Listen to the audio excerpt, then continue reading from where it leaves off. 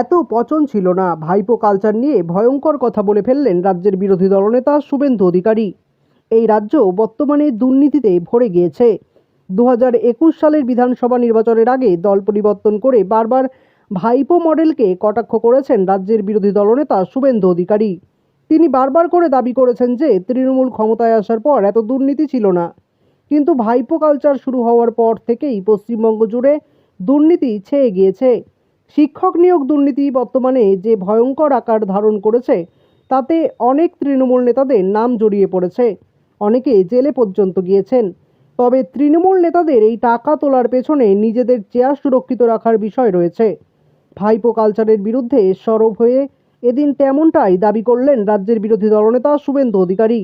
বলা বাহুল্য, এই রাজ্যের বিরোধী দলনেতা প্রত্যেকটি সভা থেকেই তৃণমূলের দুর্নীতির বিরুদ্ধে সোচ্চার হচ্ছেন।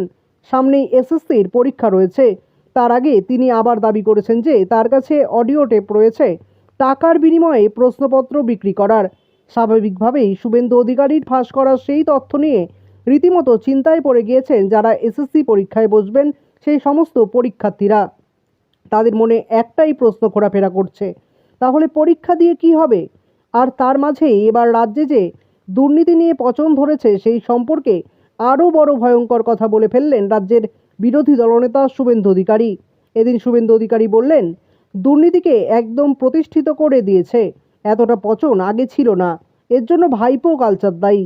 ভাইপো কালচার চালু হওয়ার পর এটা হয়েছে।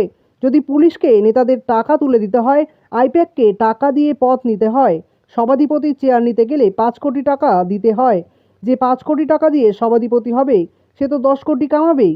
বিশেষজ্ঞরা বলছেন রাজ্য জুড়ে যদি এই মডেল চালু হয়ে থাকে তাহলে শুভেন্দু অধিকারীর যুক্তি খুব একটা ফেলে দেওয়া যুক্তি নয়, কারণ সত্যিই তো যারা টাকার বিনিময়ে পদ নেবেন তারা তো সেই টাকাটা আবার তোলার চেষ্টা করবেনই, কারণ নিজের ঘর থেকে কেউ টাকা দেবেন না স্বাভাবিকভাবেই। শুভেন্দুবাবুর এই কথা যদি সত্যি হয়ে থাকে এবং সেই জন্যেই যদি দুর্নীতি এত ভয়াবহ পরিমাণে হয়ে থাকে রাজ্য জুড়ে, তাহলে তা সত্যিই অত্যন্ত বিপজ্জনক হতে চলেছে গোটা বাংলার জন্য।